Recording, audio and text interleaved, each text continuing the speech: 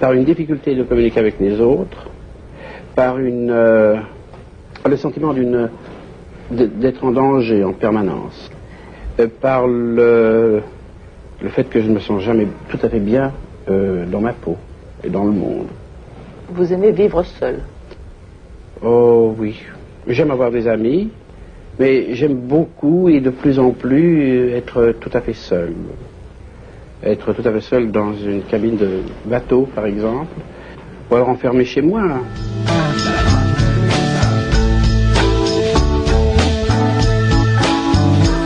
Bienvenidos amigos a Radio Uruguay 1050M, bienvenidos a la máquina de pensar. ¿Cómo están? ¿Cómo los ha tomado este inicio de semana?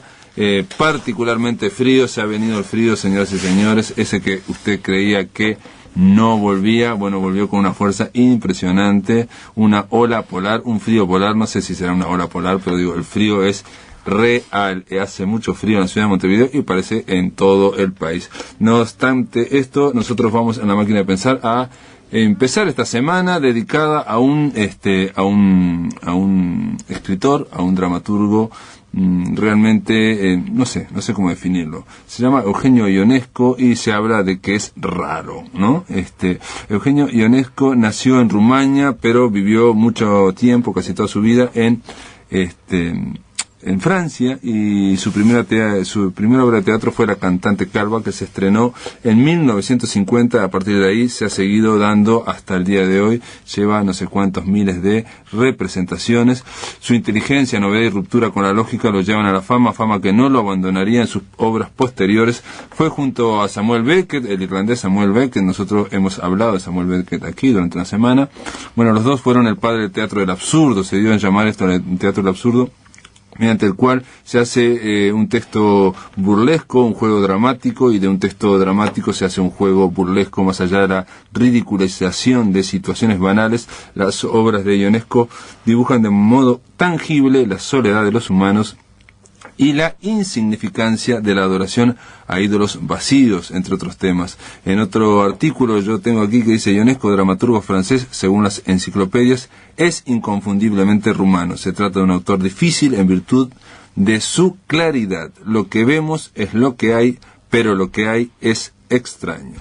Personalmente coincido con respecto al tema de, por ejemplo, El rinoceronte. El rinoceronte es una de sus obras más importantes y fue entendido en su momento como una alegoría en Francia, como una alegoría del comportamiento de los franceses ante la guerra de Argelia, en Alemania como una alegoría de la metáfora del nazismo. En fin, en distintos lados le dieron distintas alegorías a los rinocerontes, y lo que plantea este articulista, dice: yo personalmente coincido que es una simple historia de horror, pero aún así racionalizar a Ionesco es hacerle un flaco favor. Lo fascinante en él es su negativa manifiesta a petrificar el sentido de las cosas. Aprovechamos para hablar de Ionesco esta semana porque está en cartel una obra de teatro, El rey se muere, y acá le vamos a dar la bienvenida a Alberto Simberg. ¿Cómo andas, Alberto? ¿Qué tal? Buenas noches, gracias por la invitación. Alberto Simberg es un director de teatro responsable de la puesta en escena del Rey se muere de Ionesco. Está ahí en el Teatro Circular los viernes y sábados en trasnoche. Ahora que hace frío, pero igual adentro hace mucho calor, y es empieza a las 11:30 aproximadamente. Es una hora y media dura el espectáculo. Una hora 10. Una hora 10. Sí, sí. Hace frío, pero adentro de la sala pasan muchas cosas. Y bueno, por suerte el público nos está acompañando desde el estreno, desde mitad de junio que estrenamos. Así que bueno, estamos muy contentos por eso. Si tuviéramos que definir esta obra, esta extraña obra, porque digo que hace reír y hace pensar y hace sentir también, es simplemente El rey se muere. Es un rey que se le avisa que en una hora y pico, cuando termine la función, se va a morir. Y nada más. Es eso. Claro, justamente ahí está el desafío que nos planteamos. O sea, si bien se dicen muchas cosas, pero bueno, hay una sola situación que de alguna manera se desarrolla, digamos, un solo conflicto que de alguna manera se establece al inicio de la obra, y bueno, el desarrollo es el proceso que justamente hace este rey internamente como para aceptar que bueno, que sí se le llegó el final de hora, ¿no? Era alguien que, como todos, como dice Hermann Hesse, dice en un momento, en un ensayo, creo que en un ensayo, dice, era una verdad como una verdad que no convencía, como la verdad de que nos vamos a morir. O sea, sabemos que es verdad, pero no lo crees. En este caso, al rey se muere, digamos, le dicen lo mismo, él dice, sí, me voy a morir como todo el mundo en algún momento, y cuando le dicen, no, te vas a morir al final de la función, te queda una hora. Ahí cambia todo, entonces, pero ¿cómo? Entonces empieza la negación, ¿no? Claro, hay algo muy interesante, bueno, que se juega mucho también con el teatro dentro del teatro, ¿no? Esa historia de que en el tiempo real el personaje, o bueno, el actor y el personaje van a sufrir de alguna manera lo que está contando esta historia, ¿no? Que cuando termina la obra es que el personaje va a morir, ¿no? Como también mueren, digamos, noche a noche en las funciones los personajes. De alguna manera, a través de ese juego que nosotros nos planteamos, tratando justamente de hacer, con respecto al rey se muere, una apuesta bastante dinámica, más allá que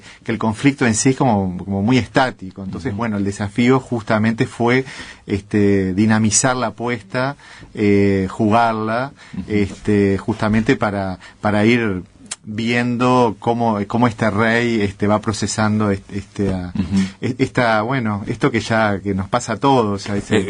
Para empezar, digo, si bien la gente se ríe mucho, el asunto es brutal, digamos, ¿no? O sea, está expuesto con una brutalidad sorprendente, o sea, es extraño en ese sentido, ¿no? No hay ninguna, digamos, historia previa, digamos, la historia previa dura muy poquito y entonces inmediatamente se plantea, aparte muy casi, digamos, los personajes son planos en este sentido, se aclaran, fulanito, esta es la reina, se aclara, este es el soldado, esta es la enfermera, este es el médico, bueno, y a los 3 minutos, 5 minutos, ya se establece lo que pasó, lo que va a pasar. Claro, bueno. O sea, es brutal. Es como el planteo, es como liso y llano, el tema justamente que estos personajes que andan en este reino que está bastante decaído, ¿no? Que bueno, que el rey tampoco se da cuenta, porque hay una asociación bastante directa en lo que es el ser humano, lo que él va sintiendo con lo que le está pasando en su reino.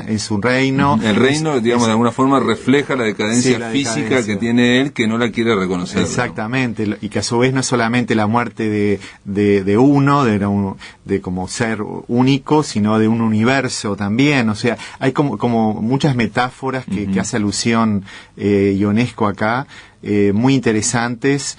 Por eso, como tú decís, si bien hay mucho humor, es este humor absurdo que estamos acostumbrados en Ionesco, es, digamos, como esta última, como la etapa de Ionesco donde se plantea, digamos, desde un punto de vista más filosófico, existencialista, lo que para él podía llegar a ser la vida y la muerte. Él incluso escribe esta obra estando él enfermo, y bueno, justamente lo que trata de plasmar desde Berenguer, que de alguna manera es un personaje que se repite dentro de su... estuve leyendo que es un alter ego, digamos, del propio Ionesco, ¿no? Ionesco, sí. Que aparece, dice, en un cuento que se llama El asesino sin sueldo, en el año 59, nace su portavoz, el alter ego, que se llama Berenguer, un hombre sencillo, vulnerable, que no acepta ningún orden establecido, sea político o existencial, y lo vamos a encontrar en El rinoceronte del año 60, enfrentado al totalitarismo, y enfrentado a la muerte en El rey se muere del año 62. Exactamente. Sí, porque no es solamente la muerte del ser humano, ¿no? O sea, la muerte del político, también que se hace alusión, la muerte, bueno, obviamente de la monarquía, la muerte de un Estado. Hay todo un juego, por ejemplo, con el tema, es toda una metáfora, o por lo menos te despierta muchos significados. Por ejemplo, se ríen de lo que es la salud de la gente del poder, de los poderosos. O sea, es toda una historia, ¿no? Cuándo decir que está enfermo, cuándo decir que no. Digo, Chávez ahora, lo que estamos viendo, pero eso lo vemos con todos los poderosos. Mitterrand, que fue una segunda elección y mintió, después se supo que tenía cáncer. O sea, esa historia o Franco, digamos, ¿no? De no decir cómo está la salud de la persona, del poderoso, que es un ser humano, ¿no? Claro, no reconocer que es un ser humano. Y aquí también, por un lado le quieren decir, pero por otro lado no quieren que se sepa. Claro, o sea, de alguna manera eso obviamente implica que ese centro, o sea, que ocupa el rey, que también que se va perdiendo a lo largo de la obra, no se quiere, digamos, mover de ese centro, ¿no? Y que eso no genere, digamos, cambios hacia afuera, justamente, pero bueno, es inevitable y en este caso, ya sea desde el humor o desde la reflexión y por momentos desde la metáfora, es que se juega mucho con ese proceso alucinante que va sintiendo, bueno, el rey y a su vez los personajes que están afuera, porque tenemos, bueno, estas dos reinas que de alguna manera, hablado incluso por Ionesco, que representan la vida y la muerte, ¿no?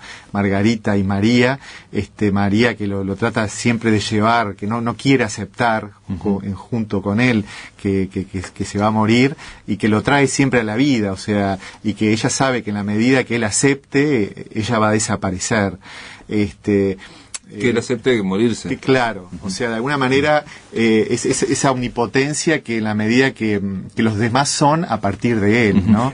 Plantean de pique, por eso digo, se plantea casi como esquemáticamente la obra, plantea que hay dos reinas, una es la primera reina pero la segunda en su corazón, ¿no? Y la otra es la segunda reina pero la primera en su corazón, digamos, todo el tema del amor, la sensualidad está con María, y todo el tema de la autoridad o digamos del deber ser está con la otra reina. Con Margarita, que bueno, no contemos, pero de alguna manera tiene un papel como protagónico, sobre todo, bueno, en el inicio, en el proceso de él y sobre todo en el final, ¿no?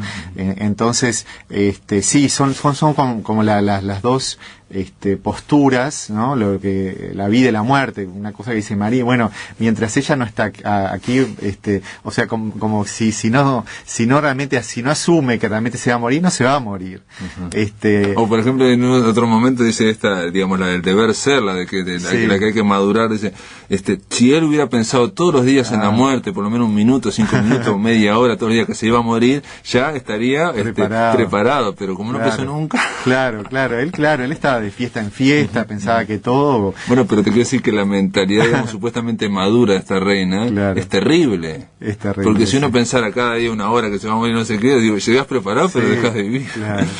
Y ese absurdo, digamos, al extremo, es constante, esos contrastes. Sí, nosotros, bueno, lo jugamos mucho al tema del juego, no sé, que tú lo has podido ver en la apuesta, donde de alguna manera estos personajes estereotipados juegan una suerte hasta de puesta media circense, ¿no? Donde el rey pasa a ser el dueño de este circo que se está cayendo a pedazos, y que bueno, que poco a poco, la medida que él va asumiendo, se van a ir despojando cercano al final de estos personajes que de alguna manera están interpretando en la obra, como para llegar a lo que es el desenlace.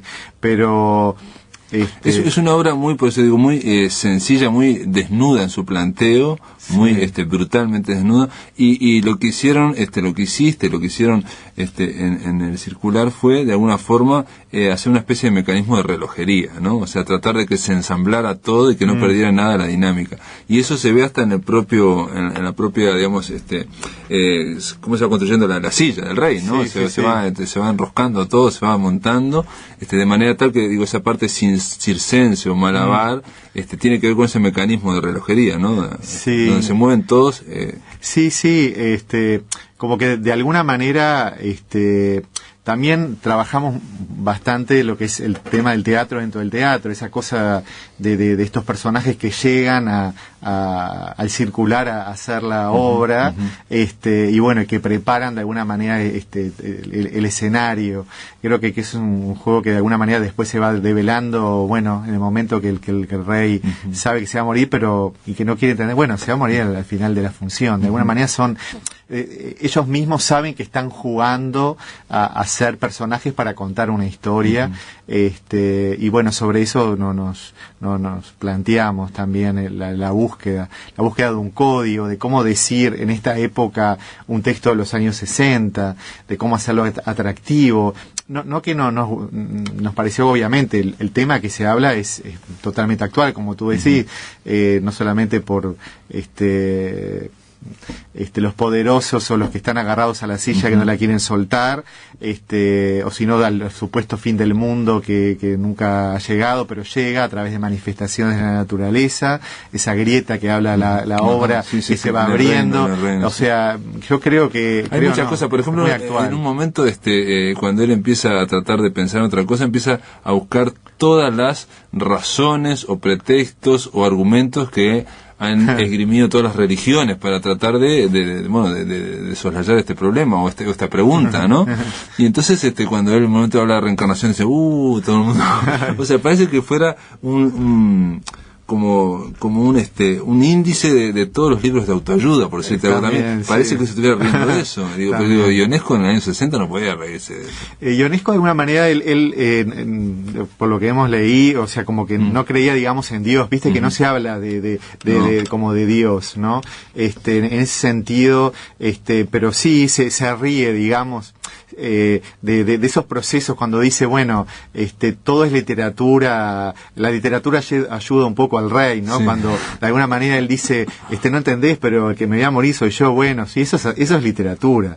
O sea, esa cosa, bueno, de separar lo que es el sentimiento de lo que es realmente el hecho real de la terminación o de la muerte. Hay una frase que está muy buena que dice, malditos padres, ¿para qué nací si no era para siempre, no? Esa cosa de plantearse como las grandes preguntas, ¿no? Absurdas, decir, bueno, si uno nace, ¿por qué va a morir? Claro, grandes preguntas, pero la respuesta que da es la de morir, digamos, ¿no? Sí, claro. Totalmente infantil. Básicas. Él dice en un momento, Ionesco, dice, mi teatro es una confesión, es un testimonio, una proyección en la escena de mi drama interior, sin olvidar que solo siendo auténticamente uno mismo se tiene la posibilidad de ser otros a la vez.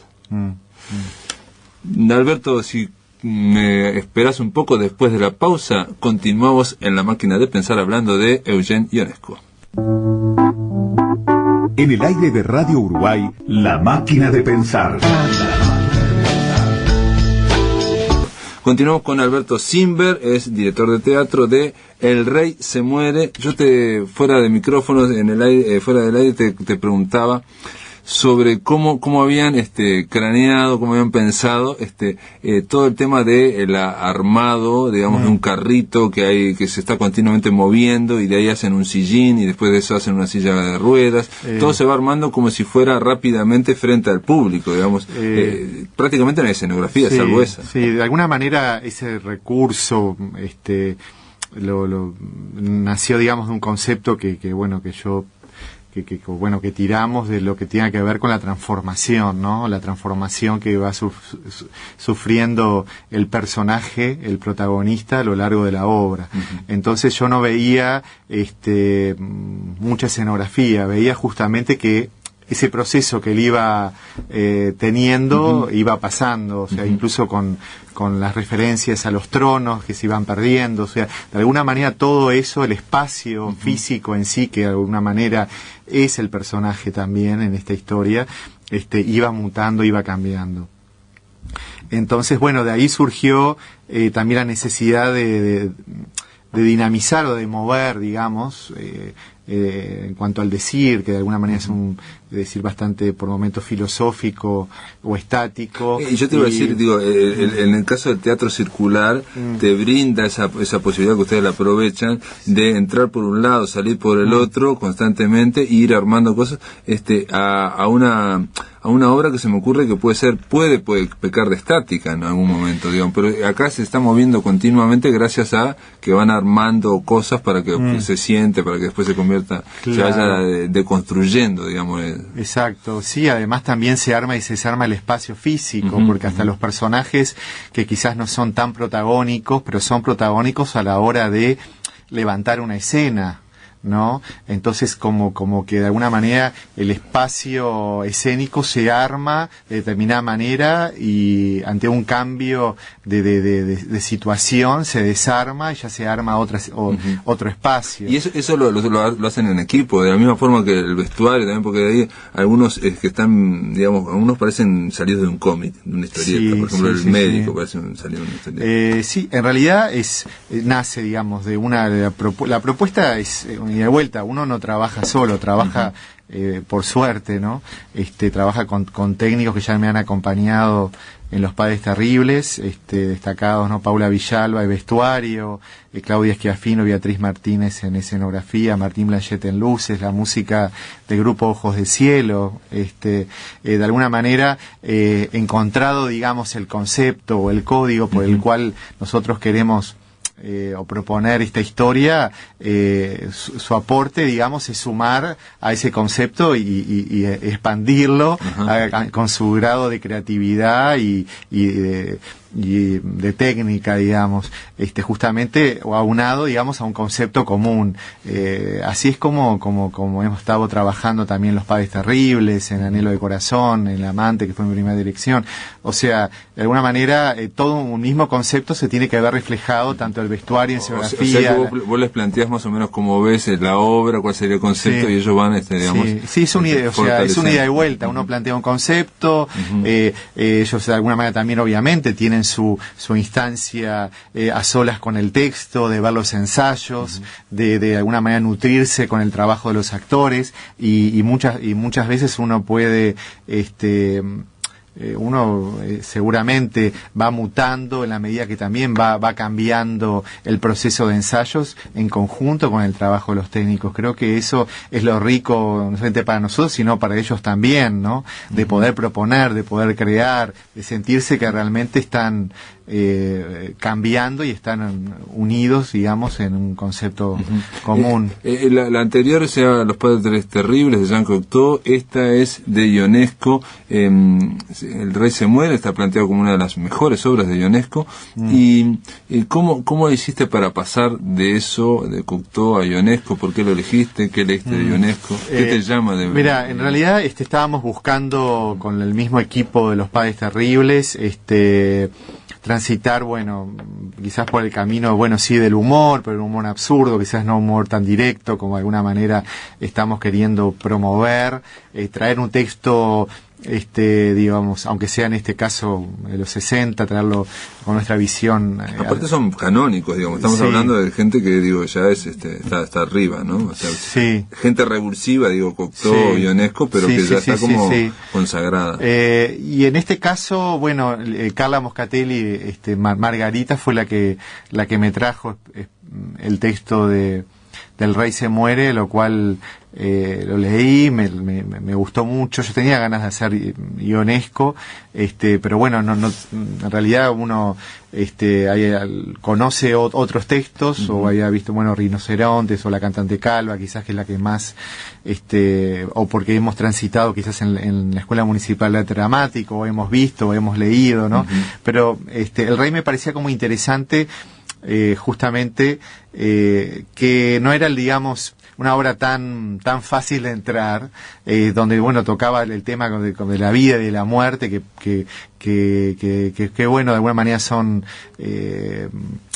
temas quizás que no se tocan mucho, o que, bueno, desde el humor, sobre todo la muerte, es como difícil también tocarlo, y bueno, también hablaba del tema del poder, de la universalidad, digamos, de las cosas o de los objetos, y bueno, realmente no nos interesó introducirnos por ahí. Por eso también, bueno, nos dedicamos a investigar en el texto, a hacer nuestra propia versión del texto, para traerlo, sacarle, digamos, la traducción, la traducción y la versión, de alguna manera sacarle, digamos, la teatralidad cuando uno dice en un decir, digamos, que de alguna manera distancie, bueno, traerlo hacia nosotros. Eso fue un trabajo como de 5 meses, y bueno, de ahí en febrero empezamos a plantearlo al resto del grupo. El trabajo del texto lo hicimos con Leonores Barcas y con Carla Moscatelli, y bueno, y a partir de ahí es que empezamos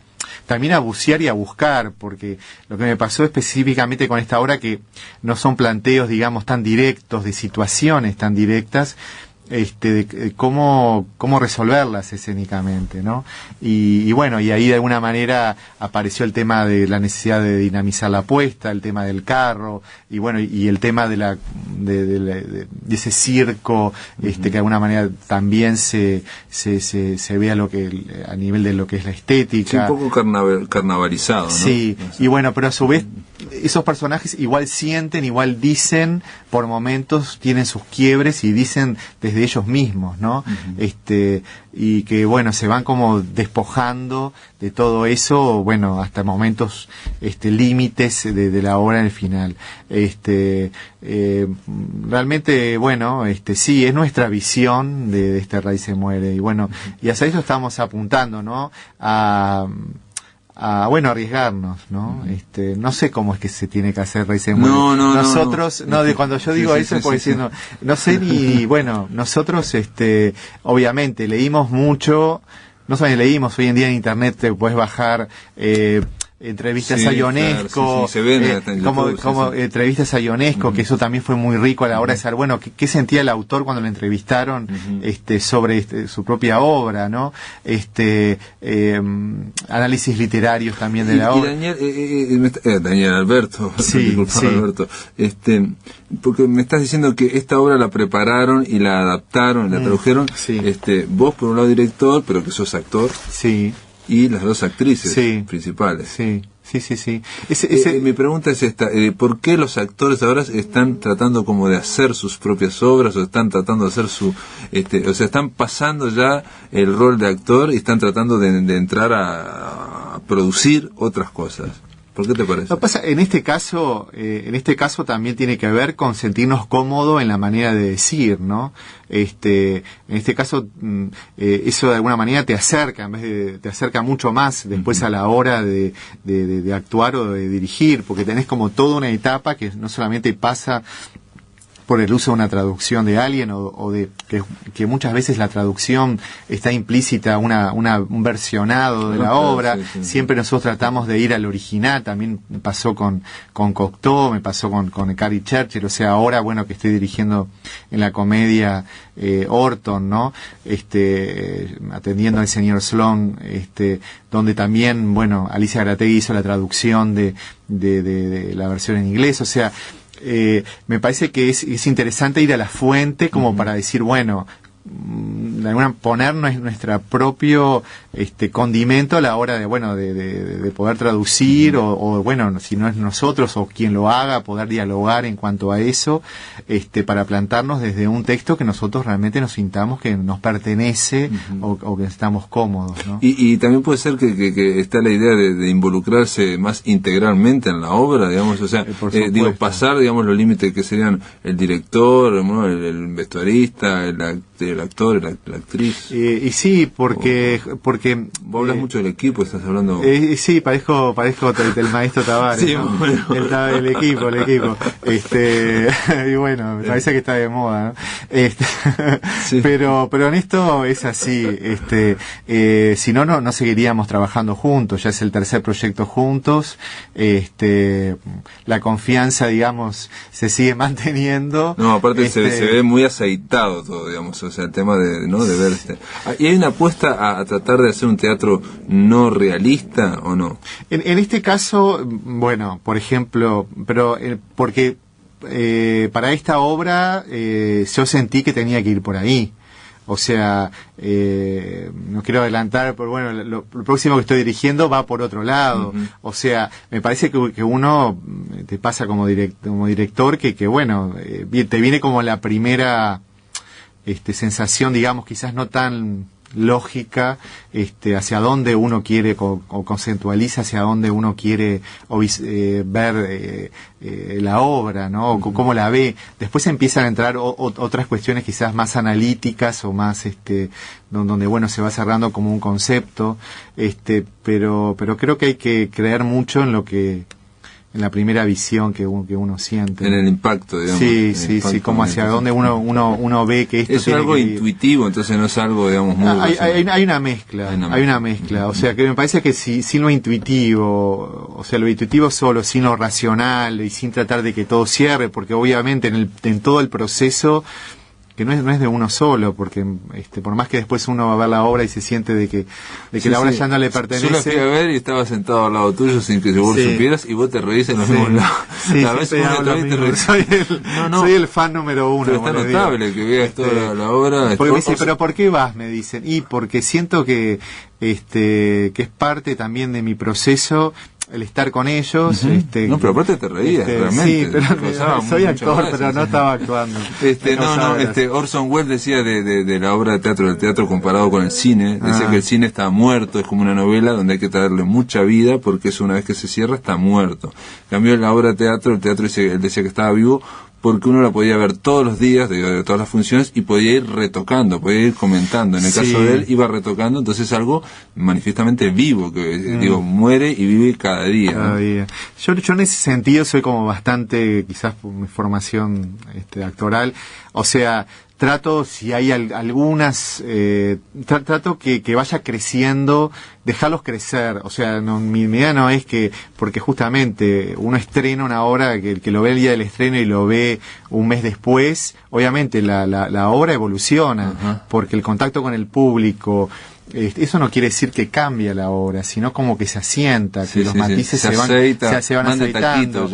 Claro, es como que como se van integrando otras manifestaciones que bueno, que solamente el que está adentro del escenario lo viviendo lo puede decir, pero no, por ahí trato de que si hay algunas cuestiones de ritmo, de tiempos que se van yendo, o algunas cosas sí, como de ajustar. Sí, como Orson Welles, o sea, que más o menos sí, como de ajustar. Pero no soy tampoco un tipo que como que respeto mucho el después también, ¿no? Digo, cuando el actor ya estuvo expuesto y termina la función, y bueno, respeto también eso, ¿no? Digo, sí, hay caso, el antes y el después, porque creo que para un actor el minuto, los segundos antes, o después que haya entregado, o se haya expuesto, y donde realmente está... Ahí no se lo decís, después que pasó la obra, no, en todo caso al otro día. Sí, a no ser de que haya habido algo muy grave, esperás al otro día, algo muy grave, sí, pero bueno, no soy como muy, en eso creo que soy uno más, también toda la previa, ¿no? Lo que es la preparación previa, que tratamos justamente de disfrutar también la previa, ¿no? Entre que se van cambiando, en que, bueno, todo lo que hacemos antes de arrancar, estar con ellos, porque bueno, ahora los Padres Terribles están en México, que en Monterrey, pero bueno, yo no pude ir, pero lo que me voy a perder, sobre todo más allá de vivir lo que es abrir un festival allí en México, en Monterrey, bueno, es esa vivencia del viaje, de estar, de los nervios, de todo eso que es muy lindo, de cómo salió y estar y vivir con todo. Alberto, después de la pausa continuamos aquí en La Máquina de Pensar. Te voy a preguntar sobre algo muy raro, aparentemente, que es la sincronicidad y los artistas. Bueno. En el aire de Radio Uruguay, La Máquina de Pensar. Invitar a escuchar este audio sobre las anécdotas de Ionesco y la sincronía. Existe un libro que tal vez ustedes conozcan, y con él quiero comenzar, con una anécdota de ese libro quiero comenzar este ciclo de anécdotas de escritores. El libro es El hombre cuestionado, de Eugenio Ionesco, el dramaturgo rumano que escribía en francés, exiliado en Francia, y autor de obras maravillosas como La cantante calva, El rinoceronte o La lección, que trabajó en el teatro del absurdo, conocido por este nombre, su teatro del absurdo. Las anécdotas que quiero comentar son estas. En El hombre cuestionado hay un apartado, no lo olvidaré jamás, lo leí hace 30 años, nunca lo olvidé. Hay un apartado que se llama, si mal no recuerdo, se llama el capítulo Algunos sucesos extraños que se han producido en mi vida. Y los sucesos extraños comienzan de esta manera. Dice Eugenio Ionesco: el primero de todos nacer. Luego además le sucedieron estas cosas, que están dentro de la órbita de lo que el psicólogo suizo Carl Gustav Jung denominó sincronicidades, aquello que estableció conceptualmente en aquel libro tan famoso de sincronicidad, un principio acausal de explicación. Bien, Ionesco tuvo de estas anécdotas varias y muy interesantes. Una que comenta es que cuando él era adolescente con su novia en Bucarest, paseaban por un gran parque todas las tardes mientras descansaban del bachillerato, en algún momento libre que tenían, y pasaban por una avenida interior de ese parque donde había dos árboles álamos, y una vez cuando iban paseando por allí, siendo adolescentes, oyeron, cuando iban a pasar delante de esos álamos, un inmenso crujido, un ruido tremendo que los dejó azorados y hicieron un alto, y uno de los álamos cayó delante de ellos.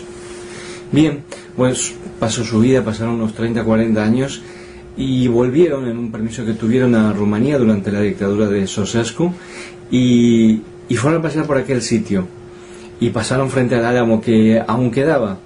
Y una vez que terminaron de pasar, volvieron a oír aquel crujido enorme, aquel crujido tremendo, se dieron la vuelta y otra vez había caído un álamo, con 40 años de diferencia entre uno y el otro. Un minuto antes, un momento antes y un momento después, dice Eugenio Ionesco. En ese mismo viaje, comenta que iban por una por una ciudad de provincias, y que en un momento dado la esposa de él estaba haciendo la siesta y él se asomó al balcón y llevó un rato allí mirando el pueblo, cuando de pronto su mujer se despertó de la siesta y lo llamó, y nada más él dar un paso y entrar en la habitación, aquel balcón se desplomó.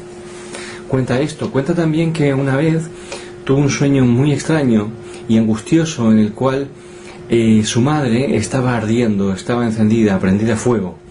Y él buscaba un cubo de agua para echarle encima y no lo encontraba, con tal mala suerte que cuando su madre en su sueño acababa muerta, quemada, él se daba cuenta que al lado suyo, ahí en el suelo, tenía un cubo de agua que podía haberlo utilizado.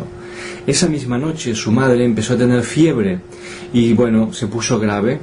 Buscaron él y sus hermanos y hermanas por todos lados un médico, pero nadie pudo encontrarlo. La madre murió, la madre de Eugenio Ionesco murió. Y cuando murió alguien se dio cuenta que enfrente nada más había un médico y nadie se había percatado de esto. Bien, cuenta estas cosas. También cuenta que una vez estaba él de niño jugando y de pronto hubo un estampido tremendo dentro de la habitación donde él jugaba y el jarrón de cerámica que había en el centro de la mesa voló en pedazos y su madre dijo: algo le ha pasado a mamá, e inmediatamente oyeron el teléfono que sonaba y traía noticias de su abuela, la mamá de su mamá, que algo le había pasado referido al tema de salud. Estas cosas le pasaron a Ionesco. También le pasó que durante la guerra mundial él vivía en Marsella y cuenta que los aliados bombardeaban desde la costa, desde el Mediterráneo, avanzando hacia el interior de la ciudad para luego seguir en dirección hacia el norte, y los tiroteos se sucedían noche tras noche. Y entonces, claro, la gente que se reunía a charlar y a cenar y a hacer vida tenía que hacerlo a oscuras, porque eran víctimas de los francotiradores aliados de un lado o los francotiradores nazis del otro. Y cuenta que una noche estaban departiendo en la sala de estar y la mujer de Ionesco, es curioso, siempre es la mujer del que los llama en el momento crucial, los llamó para ir a la cocina a buscar los platos y servir la mesa y tal. Cuando transpusieron el umbral para entrar a la cocina, algo como un estampido de misil, de bala grande, de cañón, voló la sala de estar. Y cuando miraron atrás vieron que, bueno, sí, una bala de gran calibre había volado parte de la ventana y luego muchas balas habían tiroteado toda la habitación. Y se quedaron en el suelo tumbados hasta que aquello pasó. Cuando pasó, vieron que en la sala de estar, encima de la chimenea, en el retrato que tenían de un poeta muy famoso rumano como ellos, con nacional de ellos, Paul Goma, tenía una bala en la sien izquierda. Y vieron qué hora era. Y al día siguiente se enteraron que a esa hora, en París, el poeta Paul Goma se estaba suicidando de un tiro en la sien izquierda. Estas cosas le pasaron a Eugenio Ionesco y las cuenta en su libro El hombre cuestionado. Muchas gracias. En próximos vídeos seguiré contando anécdotas interesantes o curiosas que nos cuentan los escritores. Héctor de Alessandro, lo bajamos de internet, es el que nos planteaba estas anécdotas de Ionesco, bueno, con el tema de la sincronicidad. Obviamente es un concepto de Jung, la idea de que pasan cosas que no tienen causalidad pero ocurren al mismo tiempo. ¿A vos te ha pasado una? A ver, no sé si no sé si es tan sincrónico, pero digo, el tema de la obra. Me da gracia, pues yo soy informático, yo soy licenciado informático también, el tema de la sincronicidad o la asincrónico, de alguna manera se usa mucho en la forma que uno ejecuta los procesos, ¿no? Y bueno, sí, aquí no le ha pasado, no sé si llamarle un poco, creo que me acordaba que cuando uno está pensando en hacer una obra o tiene como la idea de hacer una obra o se está estrenando en otro lado al mismo tiempo. En el caso de Rey se muere, vos estrenaste Rey se muere acá y en Buenos Aires lo están estrenando a partir de... Sí, lo estaban haciendo y no es que se hace después. Me pasó, por ejemplo, con la primera obra del amante de Harold Pinter, que yo tenía por suerte los derechos comprados y era como mi primera dirección, esa ansiedad y bueno, llega una chica que de San Pablo, aparte, que quería hacerlo en Montevideo, misma obra. Sí, la misma, no me preguntes por qué, el mismo año, lo mismo, sí. Aparte me va a ver justamente una obra que estaba actuando en Calígula, porque ella, le cuentan que yo iba a dirigir esta obra, estando acá en Montevideo, ¿no? Porque creo que conocía a una de las actrices de la obra. Fue a ver a la obra entonces me dice, pero tú, si le iba a hacer o no, digo, sí, claro, o sea, esas cosas como locas de decir, bueno, ¿por qué no esta persona no vino, yo qué sé, 2 años después? O sea, porque aparte venir de Brasil para hacerla acá, como si no fuera... sé, es como raro, porque también, de Pinter hay muchísimas obras y específicamente esa la que yo había elegido, la que yo quería hacer, o sea, y aparte, esta persona conocía a alguien del elenco de la obra en que yo estaba en ese momento, no sé, es como también esas cosas raras que a veces están como en el aire, ¿no? Esas ganas de hacer o de decir, ¿no? Amigos, hay que aclarar que, creo que ya lo dijimos, pero que El Rey se muere de Ionesco va los viernes y sábados a las 23:30, en trasnoche en el Circular, ¿no? En la sala 1, sí, vamos a estar todo agosto, así que está ahí en Rondó y Colonia, en la sala 1, la sala Circular. Yo vi que había muy buen ambiente, la verdad que incluso vi gente joven que se ve, no sé si que por lo menos los que estaban adelante mío no iban mucho al teatro, pero lloraban de la risa, hacían como eso es lo lindo. Mucho escándalo, pero se reían, realmente disfrutaban la obra. Y ahora estás a punto de salir con Joe Orton, este autor medio maldito inglés. Sí, me propusieron el año pasado dirigir el elenco oficial de la comedia, con esta obra de Orton atendiendo al señor Sloane. ¿Te lo propusieron ya con la obra? Sí, no, en realidad hubo como un diálogo que tenían ganas que yo dirigiera para este segundo semestre, un poco con algunos parámetros, algunos de estilos, y esta obra la había leído el Consejo Artístico de la Comedia y me la dieron para leer, y realmente a mí me gusta este autor y esta obra en sí me parecía como muy interesante por lo que habla, si bien tiene humor, pero tiene personajes que muy muy oscuros y una violencia a flor de piel, ¿no? Como este autor, y me interesaba mucho rescatarlo hacia nuestros días y que que de alguna manera siga pasando lo que quizás el autor se propuso en sus 60, ¿no? ¿Y hay algún paralelismo entre Orton y Jean Cocteau, o no? Jean Cocteau de alguna manera es un poco más naif en algunos conceptos, ¿no? Creo que este autor es bastante más revulsivo, más como más de la violencia, sí, ¿no? sí, pero en Los Padres Terribles, si bien estaba ese vínculo entre la madre e hijo, de alguna manera era una suerte de como de vodevil que estaba como escondido no es tan crudo, en otras cosas. En este caso hay 4 personajes muy interesantes que, bueno, que si bien son muy oscuros, pero digamos, el conflicto de alguna manera es mucho más es más negro, más perverso, ¿no? Yo encuentro más perversidad en esta obra de Orton, que de alguna manera es lo que estamos trabajando, y estamos trabajando con el elenco de la comedia. Muy bien, Alberto. Me acuerdo que vi una película sobre Joe Orton en su momento. Sí, abriendo orejas. Sí, dirigida por Stephen Frears con este hombre. Ahora se me está yendo ahí. Gary Oldman. Sí, muy buena actuación. Sí. Fantástica esa película, fantástica. Gracias, Alberto Simper, por estar aquí en La Máquina de Pensar. Y bueno, ya está hecha la invitación a El Rey se muere, y bueno, vamos a ver, ¿no? Si nos invitan, vamos a ir a ver la de Joe Orton. ¿Cómo no? Y podremos conversar capaz de ese autor mismo, ¿no? Porque es un tipo muy interesante, es un tipo que fue muy intenso, ¿no? Una trayectoria muy intensa. Sí, con un final bastante trágico, como